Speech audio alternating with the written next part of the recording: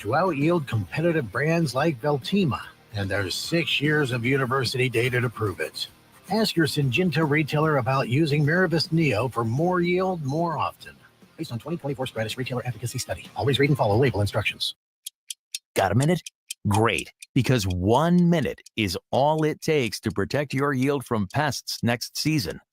The 1 minute quiz from Bear Traits asks simple questions to see if you've got the right traits or need changes for next year.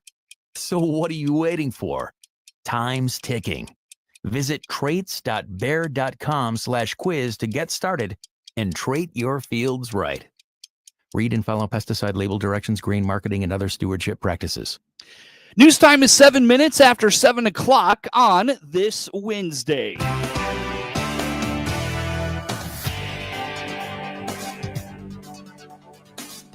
Top of the morning from the newsroom of Regional Radio and DeWittDailyNews.com. I'm Seth Lawrence with this expanded 7 o'clock newscast brought to you by Baum Chevrolet Buick in Clinton, your Silverado headquarters, and brought to you by Connexus, providing fiber internet to Clinton. Learn more at DeWittDailyNews.com. Well, on this Tuesday, we are going to start the day taking a look at those rainfall totals from across central Illinois, and some areas receiving some much needed and a lot of rain, and others not so much. We start in DeWitt County. One report out of the northwest corner of DeWitt County, where you can see, if you're watching on Facebook and YouTube this morning, over in the Farmer City area, about 1/10 of an inch of rain in the northeast corner of DeWitt County. Northern Logan County, a report of about 1 inch of rainfall, that between Hartsburg and Atlanta from yesterday. Down in the Elkhart area of southwest Logan County, 1 inch of rainfall. But then you just move to the other side of the county, southeast Logan County, just about 1/5 of an inch, just north of Mount Pulaski along 54 in that kind of southeast corner of Logan County from yesterday. Now this tracks 1 1/3 inches in the Riverton area off of 54, just outside of Springfield. Ended up in Springfield last night, and there was some standing water on 54, so that makes a lot of sense for what I saw in the evening yesterday over in Springfield. About 1 inch on the west side of Springfield in Sangamon County from yesterday. Off the highway on the north side of Decatur in Macon County, south of Oriena, about 1/3 of an inch of rainfall reported there. So far this morning, no reports out of Piatt County. Now Bloomington normal in McLean County. Northwest side of Bloomington normal, about 2.5 inches of rainfall. South side of Bloomington normal, 1.7 inches. Just outside of Bloomington normal on Towanda Barnes, 1.6 inches, just short of an 1.6 inches. Southeast corner of McLean County, north of Bellflower on 54, 1.1 inches. Northwest corner of McLean County, north of Carlock, just off the highway, 1.75 inches of rainfall from yesterday. Let's move into Champaign-Urbana, and this is where the totals kind of drop off precipitously, pun intended, maybe. 1/10 of an inch of rain in Champaign-Urbana, just over 1/10 of an inch of rain in Mahomet yesterday, less than 1/10 of an inch of rain in St. Joseph, less than 1/10 of an inch of rain in Homer and Sidney from yesterday. Let's see other rainfall totals around the area. Tazewell County, Morton just over 1.1 inches, 1.25 inches between Deer Creek and Morton, south of the highway in northern Tazewell County. Farther northern Tazewell County, Washington, 1.4 inches from yesterday. Let's see, Menard County, 0.6 of an inch of rain in Petersburg, just outside of Havana in Mason County. About 1/2 inch of rainfall reported there near the river. Far eastern Illinois, Danville, less than 1/10 of an inch of rain. In fact, just kind of traces of rain. Northern Moultrie County, between Hammond and Lovington, 1/4 of an inch of rain, 3/10 of an inch of rain. In Arthur, where Douglas and Moultrie counties meet, 0.8 of an inch of rain in Shelbyville from yesterday, obviously in Shelby County. And Macoupin County, northern Macoupin County, about 0.4 of an inch of rainfall reported there. As always, cocoros.org is where you can find those rainfall totals. That's the Community Collaborative Rain, Hail, and Snow Network. And if you're watching on the Facebook and YouTube here for this morning, you can see how interactive that map is. It's really great. Again, cocoros.org is where we find that. All right, 12 minutes after 7 o'clock here on this Wednesday. Let's get into our news here for this morning. The City of Lincoln is promoting the yearly garbage voucher available through July for a free dump at the Clinton landfill. City Administrator Tony Harris indicates the voucher is free and available at City Hall for a free dump at the Clinton landfill. Well, that's a partnership between the City of Clinton and the landfill. Basically, that the city is paying for one free dump for every household resident in the City of Clinton.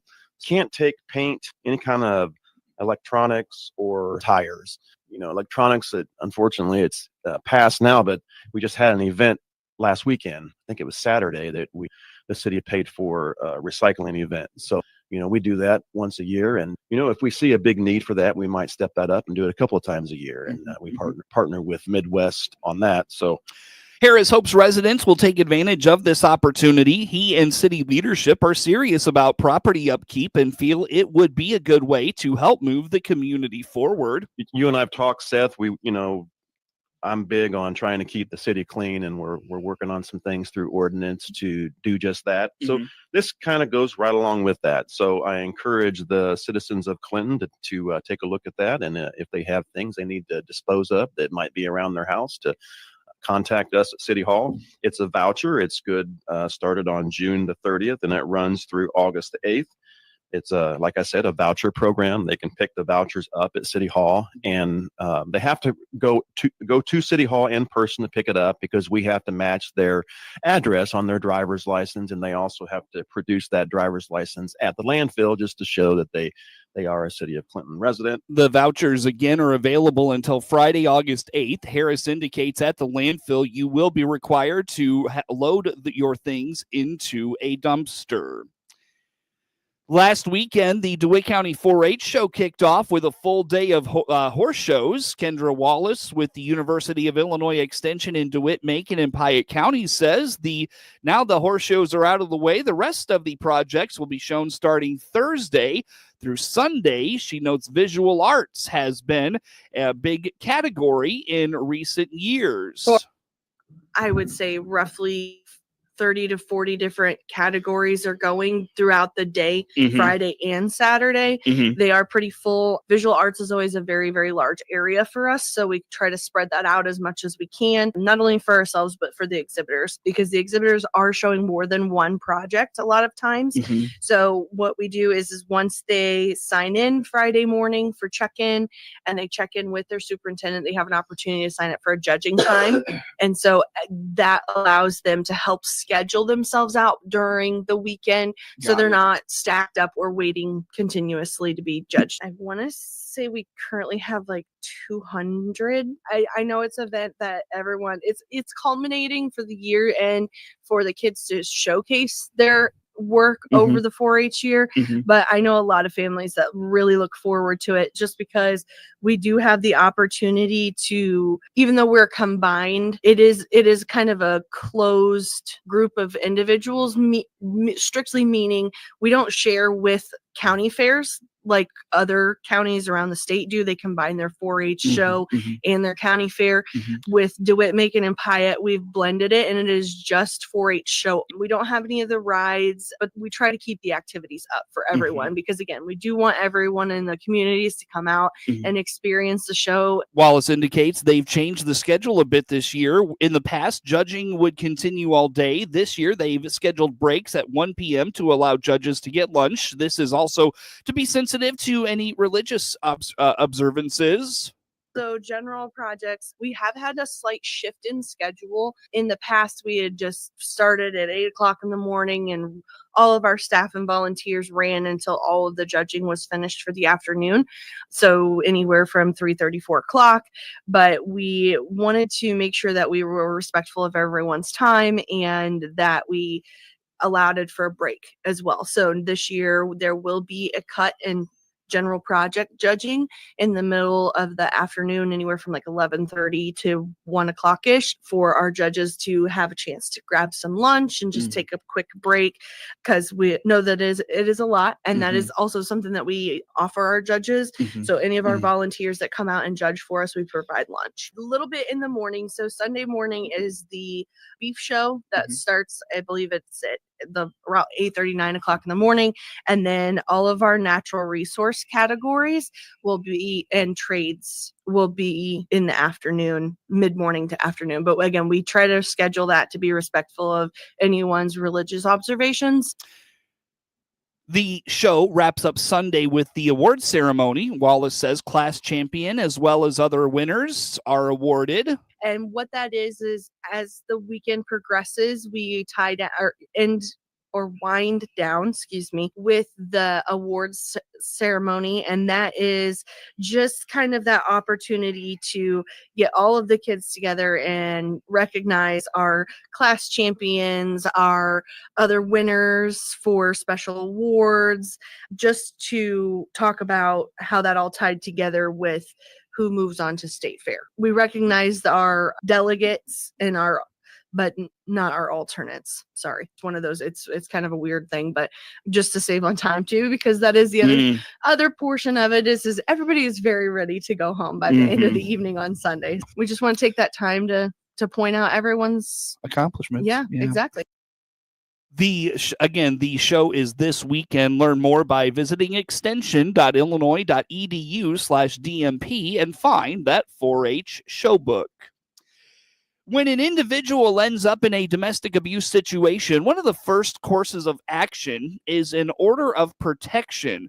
But oftentimes, that process can be a surprise to victims. Andrea Coker is the Director of Services at Willow Tree Missions in Piatt County and is emphasizing an order of protection is a crucial component in keeping victims safe. So a really big thing I really wanted to hit on today is I've had many people reaching out for orders of protection, very common. We spend a lot of time in the legal system helping with orders of protection.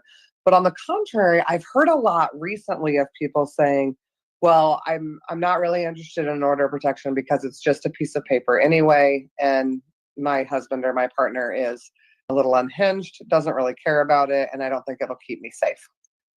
So the big thing there that I really wanted to hit on is, at the end of the day, they're right. It is just a piece of paper. It's a legal document. It's binding.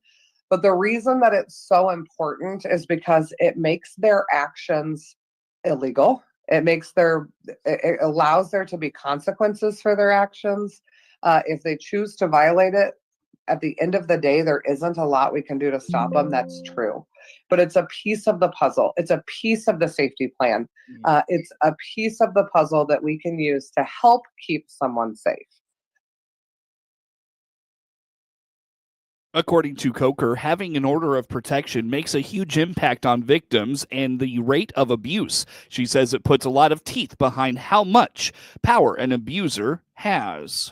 Individuals who reported domestic violence in their relationship, specifically with police contact, without an order of protection, once they then have an order of protection, there's an 80% decline.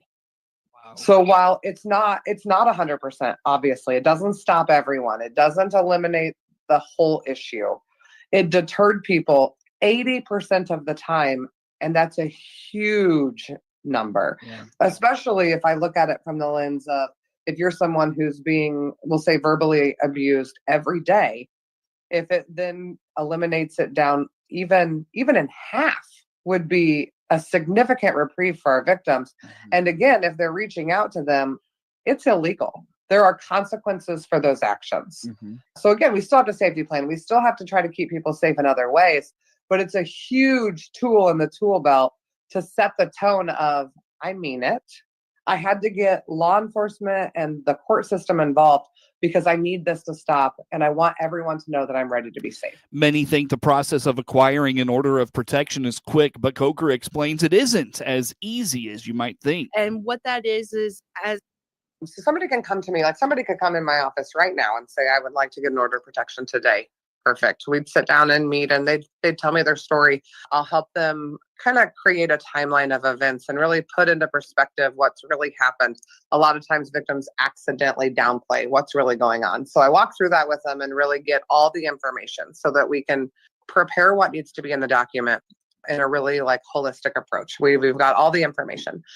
So then the two of us will write that order, and then the two of us will go into court before a judge. A lot of people have never been involved in the legal system before.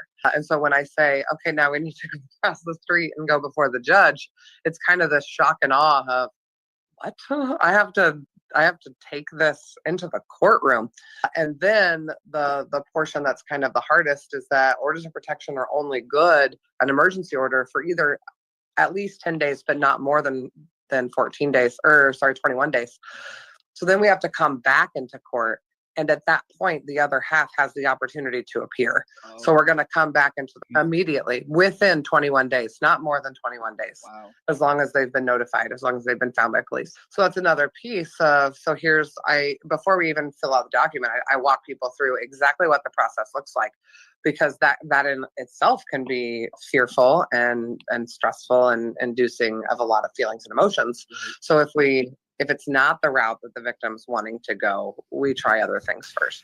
If you or someone you know could benefit from the services offered by Willow Tree Missions, Coker says there are a number of ways to get a hold of them. She encourages stopping into the thrift store on Monticello's south side. You can also call or text 217-762-2350. You can also visit willowtreemissions.org or find Willow Tree Missions on Facebook. News time is 23 minutes after 7 o'clock on this Wednesday. We'll have plenty more coming your way next on the morning show. Baum Chevrolet Buick offers full transportation options while giving you peace of mind. This is Scott Baum from Baum Chevrolet Buick here in Clinton. This is what we do every day. We listen to you, give you options for routine maintenance, major mechanical problems, or collision repairs with a staff that's knowledgeable to find the best option for you. Baum Chevrolet Buick, your full-service dealer. See us at BaumChevyBuick.com right from the start. Experience the power of better connection with Connexus Fiber Internet. Connexus delivers ultra-fast, reliable speeds to keep you connected at the speed of life. Whether you're working from home, streaming your favorite shows, or gaming with your friends, Connexus has you covered. Say goodbye to buffering and dropped calls and say hello to fiber fast internet. Ready to upgrade your connection? Sign up today by clicking the Connexus icon at DeWittDailyNews.com. Nothing connects us like Connexus. News time is 24 minutes after 7 o'clock on this Wednesday. Again, I'm Seth Lawrence with the folks today for this expanded local newscast. Reflecting on 34 years of in the classroom, Ralph Allen is the Illinois Ag Educator of the Year. He teaches down the road at Mount Pulaski. I count my blessings every day that I get to go work with the students that I work with. I mean, they really are incredible. And a lot of them just want somebody to show that they care. And then there's a lot of them who they are filled with all kinds of talent and ideas. And every day I tell my students, I said, every day, and this is true, every day I learn something from you guys when I go to school. There's always something that I learn. I'm supposed to be teaching you, and I hope I'm teaching you something, but I learn something every day. And then working with them in FFA, you really get to work with them close and spend time with them, and you just really get connected to them. And then there's a lot of them who, what we would maybe say, the ones that are not quite as motivated or not as high of achievers or have some problems, and really many times it's not their fault necessarily. I mean, at some point you got to be held accountable, but they've just been they grew up in a situation that wasn't all that good. But even them, they can take opportunities and go with them if you give them a chance. And my challenge is I get so many that I wish I could, as you get more and more, you are able to spend less and less time individually with them. And, you wish you could just take every kid and pour everything into them, but you can't. So you can't do it with all of them just because of, your time resource. But the students at Mount Pulaski are wonderful. I love small schools. I think they got a lot to offer, and Mount Pulaski, especially, the community and the parents take pride in their school, and they step up and do things to support it. Alan has 4 grown children, and he taught all of them in FFA. There's been plenty of talk about Japanese beetles as we move along in the Illinois growing season. Kelly Estes is the Illinois State Ag Pest Survey Coordinator. That is very interesting to me. And I'm hearing the same things. And we're just now really starting to pick them up in our sweeps. Nothing overwhelming in any one area, though I'm hearing in general, Western Illinois has quite a few. And even I hear rumblings around the Champaign area, but I know in my yard, I'm not seeing any. So, and we're just south of Champaign. So I am curious as we get out here in the next week, we'll be starting our statewide survey where it's a little more focused, a little more in depth of where we're going statewide. Because right now we are doing our regular trap checks and then sweeps at those locations, which is at about 60 locations every 2 weeks, which, like I mentioned, I'm not yielding a noticeably large Japanese beetle populations, but I'm wondering here in the next week or two if we'll see those a little more concentrated in soybean fields. You can follow Estes on X at the handle IL Pest Survey. News time, 28 minutes after 7 o'clock on this Wednesday. Time now for a look at this morning's obituaries. 85-year-old James Jim Deffenbaugh of Bloomington passed away June 30th at OSF Richard L. Owens Hospice Home in Peoria. Graveside services for 85-year-old James Jim Deffenbaugh will be Saturday, July 12th at 10 a.m. at Funks Grove Cemetery. Memorials can be made in his honor to his church or a veterans organization of the donor's choice. 87-year-old Marjorie Jane Gregory of Clinton passed away June 30th at her family residence in Clinton. Services for 87-year-old Marjorie Jane Gregory will be 2 p.m. Sunday, July 13th at Wapella Christian Church with Josh Gorey officiating. A private burial will follow at Memorial Park Cemetery in Clinton. The visitation will be 1 to 2 p.m. Sunday, July 13th at the church. The family has entrusted Calvert Funeral Home of Clinton with arrangements. Memorials can be directed to the Wapella Christian Church. 27-year-old Nicholas Paul Ludwig of Clinton passed away June 29th at his residence in Clinton. A celebration of life for 27-year-old Nicholas Paul Ludwig will be at noon Wednesday, July 9th at Calvert Funeral Home of Clinton with Pastor Dan Michael officiating. The visitation will be from 10 to noon Wednesday at the funeral home. Memorials can be directed to the Nicholas Ludwig Memorial Fund in care of Bailey Ludwig. News time, 29 minutes after 7 o'clock on this Wednesday. Coverage of news is brought to you by Baum Chevrolet Buick in Clinton, your Silverado headquarters, and by Connexus, providing fiber internet to Clinton. Learn more at DeWittDailyNews.com. For news anytime, visit DeWittDailyNews.com.